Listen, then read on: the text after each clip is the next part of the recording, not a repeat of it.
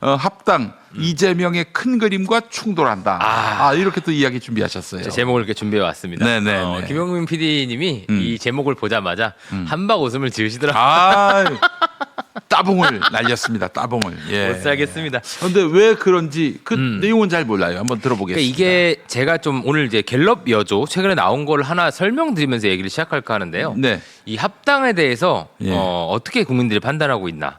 특히 민주당 지지층이 먼저 봐야겠죠. 네. 좋게 본다가 48%, 좋지 않게 본다가 30%입니다.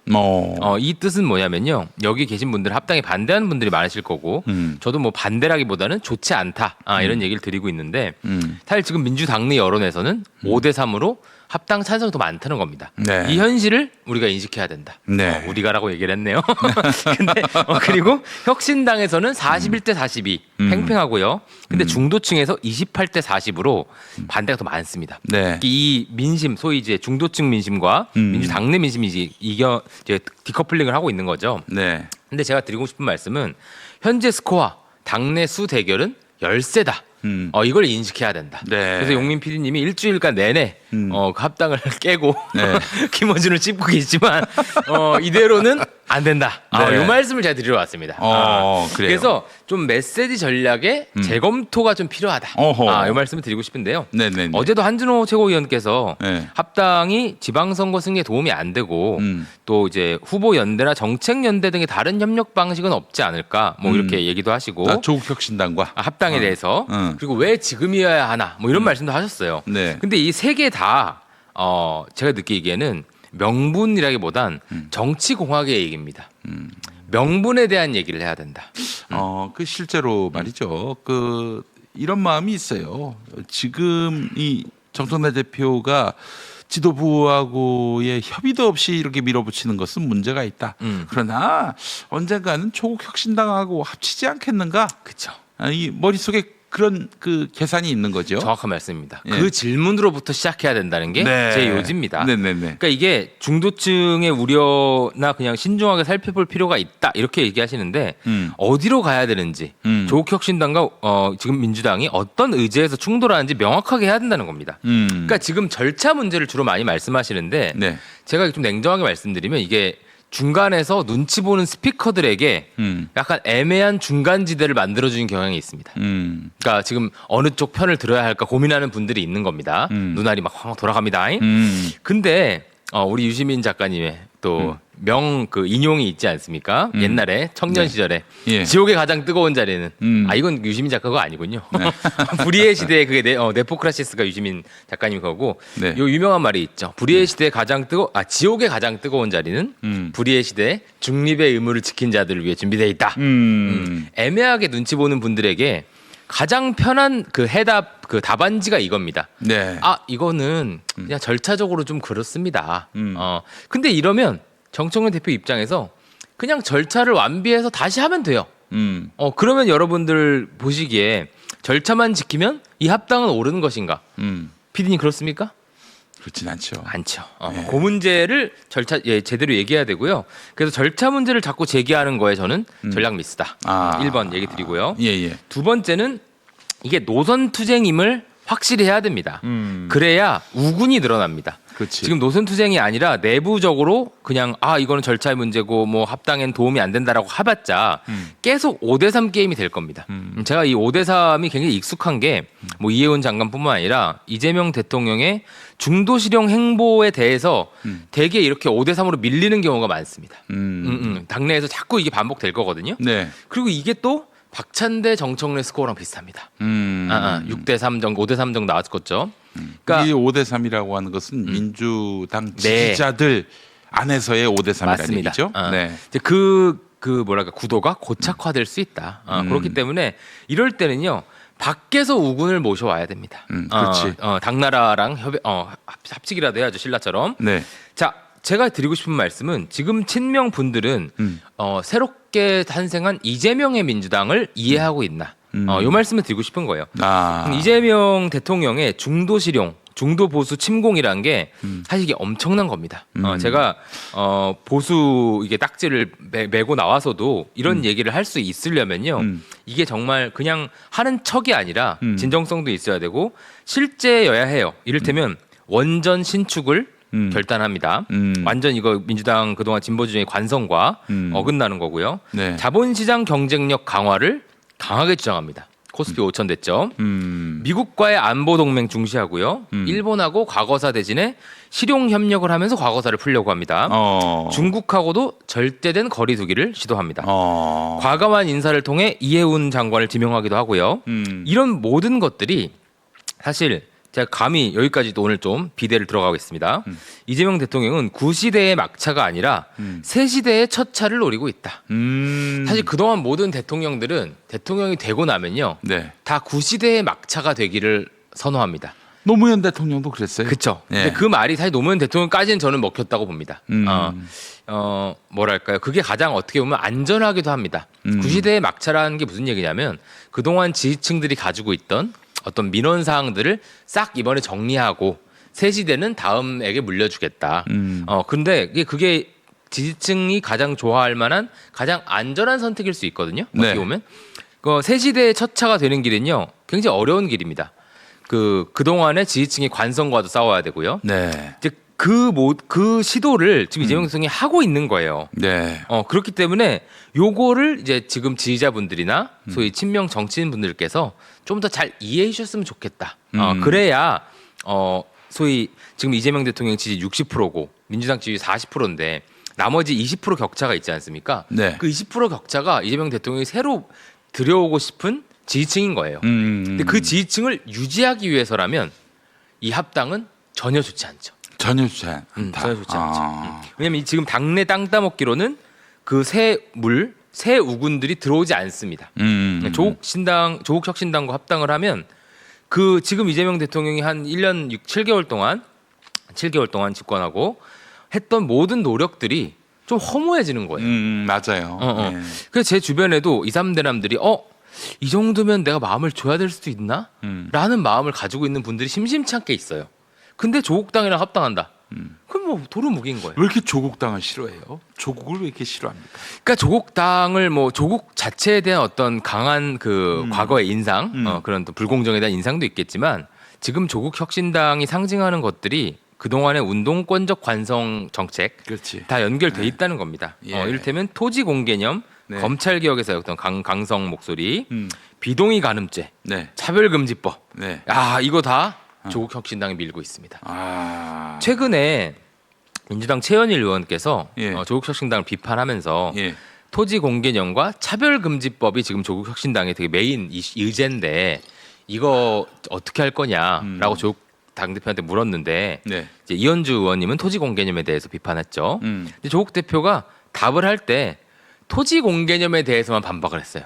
차금법 얘기 안 꺼내시더라고요. 내가 그걸 보면서 참 이제 그래도 우리 사회의 어떤 PC 논쟁이 예전하고는 조금 다르긴 하구나라고 느꼈는데 차별금지법을 제기해서 좋을 게 없다라는 거를 좀 느끼시는 것 같기도 하고요. 그런데 어쨌든 이런 정책 연합에 있어서 예. 굉장히 충돌할 것이다. 예. 근데 지금 이재명 대통령이 만들려고 하는 뉴 이재명, 새로운 민주당은 조국 혁신당이 알던 과거의 민주당이 아니다. 요거를 인식해야 된다. 제가 사실은 지난 주간에 예언을 하나 했어요. 아하. 정청래 대표의 합당 제안 그리고 김어준의 뒷받침해주는 동조 발언이 나올 것이다. 그렇지 않아도 이튿날 나왔고요.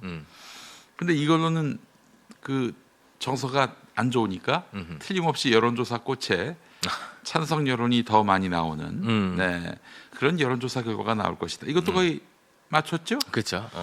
그리고 제가 이건 얘기하진 않았는데 다음 주 월요일쯤에 유시민이 나와서 합당 제안이 옳았다. 그것이 우리가 갈 길이다라고 얘기하지 않겠는가.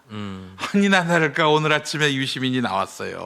그래요. 나와가지고 정청래 제안한 방식은 이해찬 총리식이다. 이런 식으로 얘기를 했다는 거예요. 그렇게. 지금 이 시간에. 근데 이게 어떻게 모든 게 다 이렇게 헤아려지냐?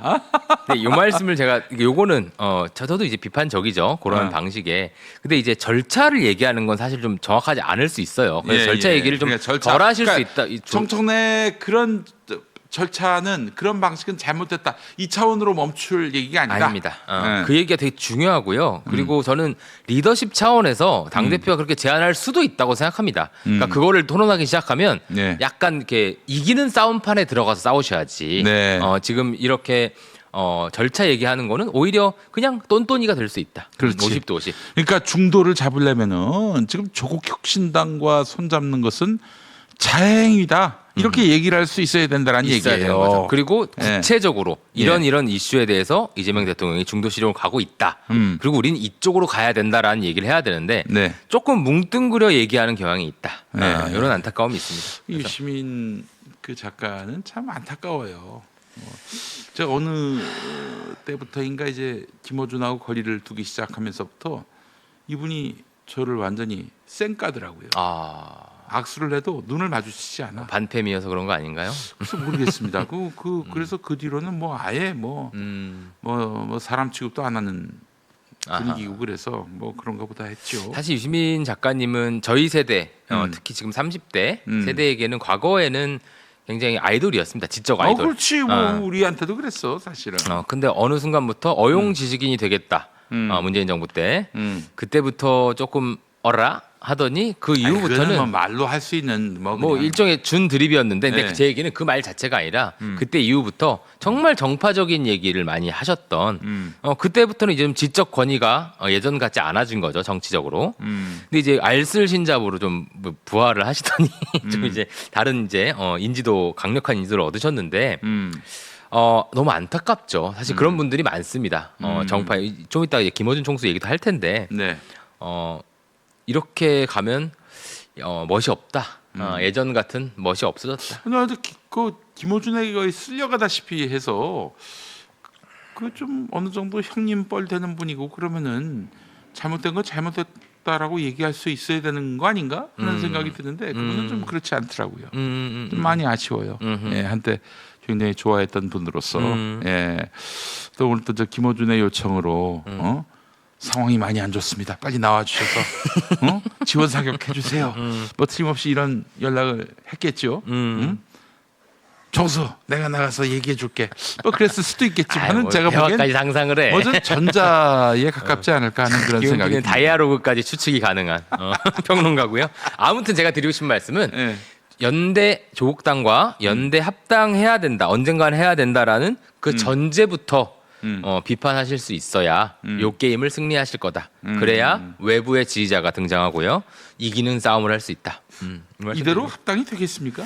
합당은 될 가능성이 높을 것 같습니다. 합당은 된다. 그러니까 이게요. 지금 이 친명 분들이나 이 반대하시는 분들이 이 싸움이 되게 간단치 않은 싸움이라는 걸 인식하셔야 될 것 같습니다. 왜냐하면 민주당의 어떤 전통적 지지층과 시민사회, 운동권, 뭐라고 소위 얘기하는 그 세력의 어떤 당내 뭐랄까 결집력이나 이런 게 강력합니다.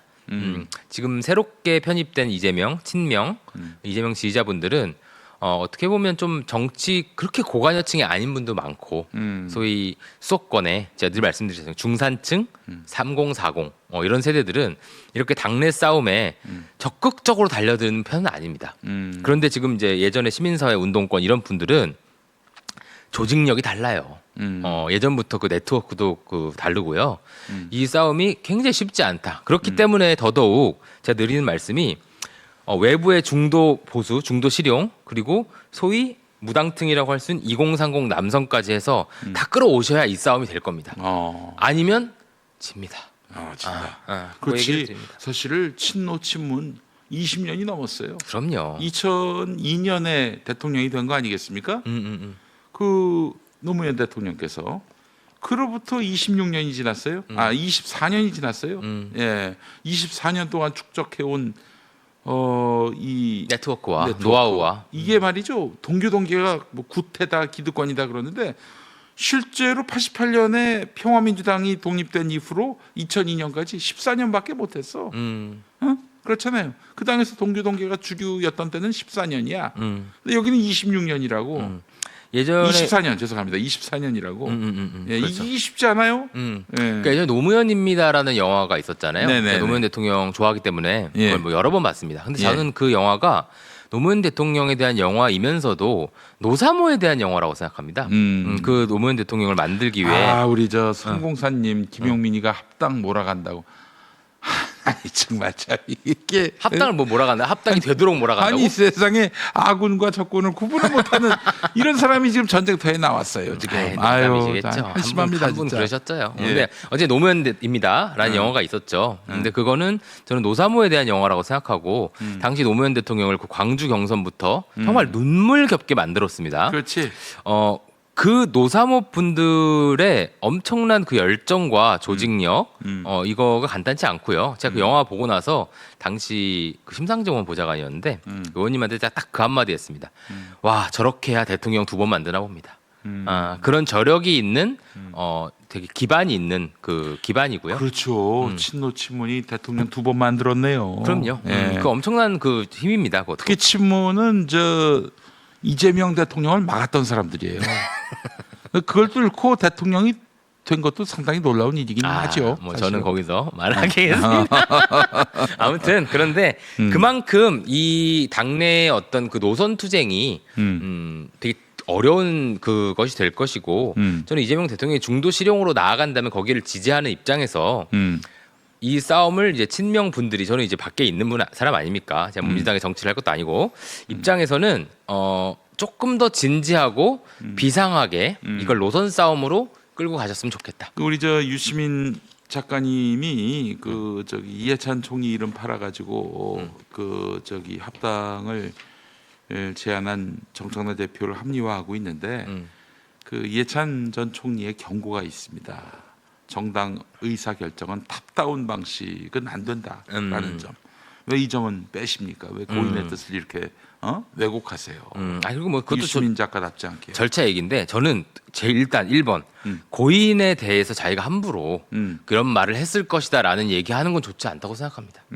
그냥 있는 그대로 이해찬 대표님이 여기서 발언하시지 않았잖아요. 그렇지. 그리고 어떻게 보면 이해찬 대표님은 이재명 대통령을 민주당에 안전하게 지켜준 사람 아닙니까? 그렇지. 그렇다면 이 국면에서 만약 뭐 어떤 결정을 했을까는 모르는 겁니다. 근데 그걸 함부로 거기에 대해서 그리고 얘기하는 게 부정확하다. 왜요? 이석현 평론가, 또 왜? 유시민 맹비난. 아니야 그러지 마. 제발 그러지 마. 내가 무서워서 못 나. 제가 방송을 하고 나서 예. 집에 가는 길에 네. 김용민 PD님이 챗 GPT와 함께 작업을 하시지 않습니까? 네. 그 로고시안인가요? 우리 평화나무. 그 기사가 나오는데 볼 때마다 제가 뒷구르기 합니다. 내가 언제 이런 말을 했어? 본인이 하셨어요. 아니야. 한 글자도 빼놓지 않고. 제가 예. 그 남의 영업장에 함부로 그 방해를 하지 않는다는 원칙 하에 제가 일일이 첨삭을 하진 않으나 그런 거 좀 하지 마세요. 살려주세요. 자. 알겠습니다.